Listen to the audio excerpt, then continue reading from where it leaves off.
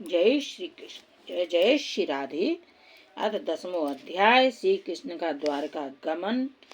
सौनक जी ने पूछा, धार्मिक शिरोमणि महाराज युधिष्ठिर ने अपनी पैतृक संपत्ति को हड़प जाने के इच्छुक आतताइयों का नाश करके अपने भाइयों के साथ किस प्रकार से राज्य शासन किया और कौन कौन से काम किए, क्योंकि भोगों में तो उनकी प्रवृत्ति थी ही नहीं।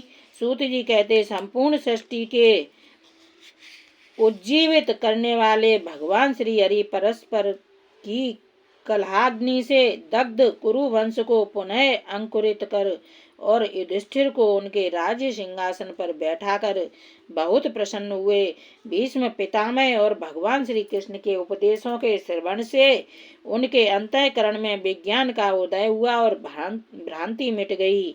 भगवान के आश्रय में रहकर वे समुद्र पर्यंत सारी पृथ्वी का इंद्र के समान शासन करने लगे। भीमसेन आदि उनके भाई पूर्ण रूप से उनकी आज्ञाओं का पालन करते थे। युधिष्ठिर के राज्य में आवश्यकता अनुसार यथेष्ट वर्षा होती थी। पृथ्वी में समस्त अभीष्ट वस्तुएं पैदा होती थीं। बड़े बड़े थनों वाली बहुत सी गौएं प्रसन्न रहकर गौशालाओं को दूध से सींचती रहती थीं।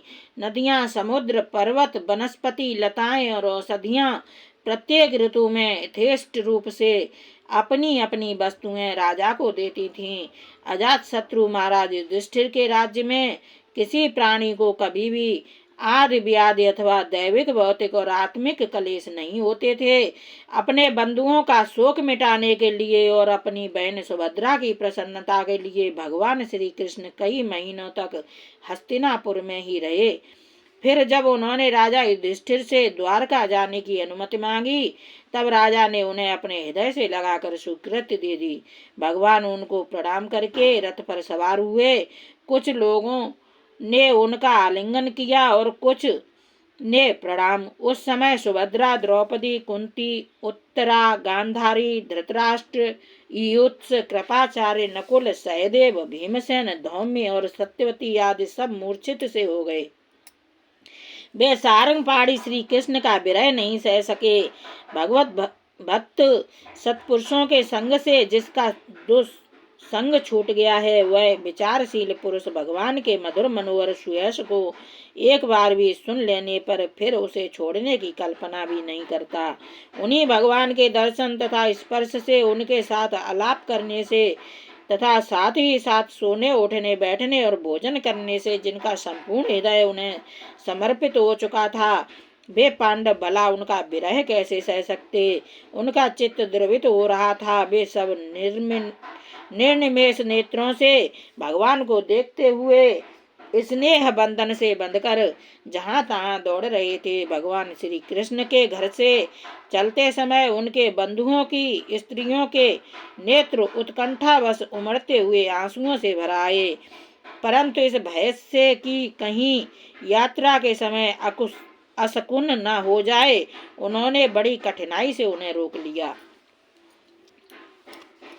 भगवान के प्रस्थान के समय मृदंग, शंख, भेरी, बीड़ा, ढोल, नरसिंह के धुंधुरी, नगारे, घंटे और दुंदुभियां आदि बाजे बजने लगे।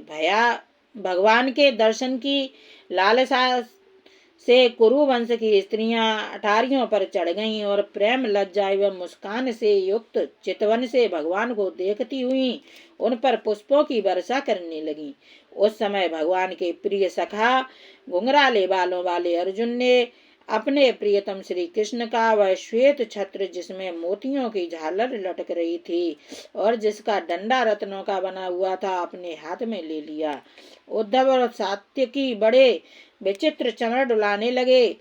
मार्ग में भगवान श्री कृष्ण पर चारों ओर से पुष्पों की वर्षा हो रही थी। बड़ी ही मधुर झांकी थी। जहाँ जहाँ ब्राह्मणों के दिए हुए सत्य आशीर्वाद सुनाई पड़ रहे थे, वे सगुण भगवान के तो अनुरूप ही थे, क्योंकि उनमें सब कुछ है, परंतु निर्गुण के अनुरूप नहीं थे, क्योंकि उनमें कुछ कोई प्राकृत गुण नहीं है। हस्तिनापुर की कुलीन रमणियां, जिनका चित्त भगवान श्री कृष्ण में रम गया था, आपस में ऐसी बातें कह रही थीं जो सबके कान और मन को आकृष्ट कर रही थीं। वे आपस में कह रही थीं, सखियों, ये वे ही सनातन परम पुरुष हैं जो प्रलय के समय भी अपने अद्वितीय निर्विशेष स्वरूप में स्थित रहते हैं। उस समय सृष्टि के मूल ये तीनों गुण भी नहीं रहते। जगदात्मा ईश्वर में जीव भी लीन हो जाते हैं और महत तत्वादि समस्त शक्तियां अपने कारण अव्यक्त में सो जाती हैं। उन्होंने ही फिर अपने नाम रूप रहित स्वरूप में नाम रूप के निर्माण की इच्छा की तथा अपनी काल शक्ति से प्रेरित प्रकृति का, जो कि उनके अंशभूत जीवों को मोहित कर लेती है और सृष्टि की रचना में प्रवृत्त रहती है, अनुसरण किया और व्यवहार के लिए वेदादि शास्त्रों की रचना की। इस जगत में जिसके स्वरूप का साक्षात्कार जितेंद्रिय योगी अपने प्राणों को बस में करके भक्ति से प्रफुल्लित निर्मल हृदय में किया करते हैं, ये श्री कृष्ण वही साक्षात परम ब्रह्म है। वास्तव में इन्हीं की भक्ति से अंतःकरण की पूर्ण शुद्धि हो सकती है, योग आदि के द्वारा नहीं। सखी, वास्तव में ये वही है जिनकी सुंदर लीलाओं का गायन वेदों में और दूसरे गोपनीय शास्त्रों में व्यासादि रहस्यवादी ऋषियों ने किया है, जो एक अद्वितीय ईश्वर हैं और अपनी लीला से जगत की सृष्टि पालन तथा संहार करते हैं, परंतु उनमें आसक्त नहीं होते। जब तामसी बुद्धि वाले राजा धर्म से अपना पेट पालने लगते हैं, तब ये ही सत्य गुण को स्वीकार कर ऐश्वर्य, सत्य, रित, दया और यश प्रकट करते और संसार के कल्याण के लिए युग युग में अनेकों अवतार धारण करते हैं। अहो, यह यदुवंश परम प्रशंसनीय है, क्योंकि लक्ष्मीपति पुरुषोत्तम श्री कृष्ण ने जन्म ग्रहण करके इस वंश को सम्मानित किया है। वह पवित्र मधुवन ब्रजमंडल भी अत्यंत धन्य है, जिसे इन्होंने अपने सब एवं किशोरावस्था में घूम फिरकर सुशोभित किया है।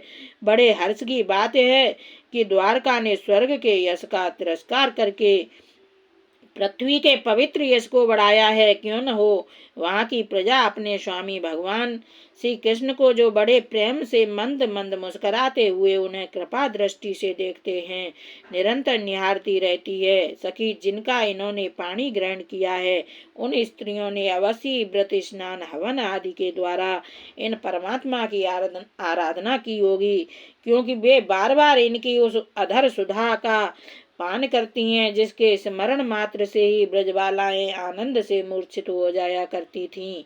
ये स्वयंवर में शिशुपाल आदि मतवाले राजाओं का मान मर्दन करके जिनको अपने बाहुबल से हर लाए थे तथा जिनके पुत्र प्रद्युम्न, सांब, आम्ब आदि हैं, वे रुक्मिणी आदि 8 पटरानियां और भौमासुर को मारकर लाई हुई जो इनकी हजारों अन्य पत्नियां हैं, वे वास्तव में धन्य हैं, क्योंकि इन सभी ने स्वतंत्रता और पतिव्रता से रहित स्त्री जीवन को पवित्र और उज्जवल बना दिया है। इनकी महिमा का वर्णन कोई क्या करे। इनके स्वामी साक्षात कमल नयन भगवान श्री कृष्ण हैं, जो नाना प्रकार की प्रिय चेष्टाओं तथा पारिजात आदि प्रिय वस्तुओं की भेंट से इनके हृदय में प्रेम एवं आनंद की अभिवृद्धि करते हुए कभी एक क्षण के लिए भी इन्हें छोड़कर दूसरी जगह नहीं जाते। हस्तिनापुर की स्त्रियां इस प्रकार बातचीत कर ही रही थीं कि भगवान श्री कृष्ण मंद मुस्कान और प्रेम पूर्ण चितवन से उनका अभिनंदन करते हुए वहां से विदा हो गए। अजात शत्रु युधिष्ठिर ने भगवान श्री कृष्ण की रक्षा के लिए हाथी, घोड़े, रथ और पैदल सेना उनके साथ कर दी। उन्हें स्नेहवश शंका हो आई थी कि कहीं रास्ते में शत्रु इन पर आक्रमण न कर दें। सुदृढ़ प्रेम के कारण कुरुवंशी पांडव भगवान के साथ बहुत दूर तक चले गए। वे लोग उस समय भावी विरह से व्याकुल हो रहे थे। भगवान श्री कृष्ण ने उन्हें बहुत आग्रह करके विदा किया और सात्यकी, उद्धव आदि प्रेमी मित्रों के साथ द्वारका की यात्रा की। सौनक जी वे कुरुजांगल, पांचाल, सूरसेन, यमुना के तटवर्ती प्रदेश ब्रह्मावर्त, कुरुक्षेत्र, मत्स्य, सारस्वत और मरुधन्व देश को पार करके सौवीर और आभीर देश के पश्चिम अनर्थ देश में आए। उस समय अधिक चलने के कारण भगवान के रथ के घोड़े कुछ थक से गए थे। मार्ग में स्थान स्थान पर लोग उपहार आदि के द्वारा भगवान का सम्मान करते। सायंकाल होने पर वे रथ पर से भूमि पर उतर आते और जलाशय पर जाकर संध्या वंदन करते। यह उनकी नित्य चर्या थी। इति श्रीमद्भागवत के महापुराणे पारमहंस्यां संहितायां प्रथम स्कंदे नैमिषीयोपाख्याने श्री कृष्ण द्वारकागमनम नाम 10वां अध्याय। जय श्री राधे कृष्ण की जय हो।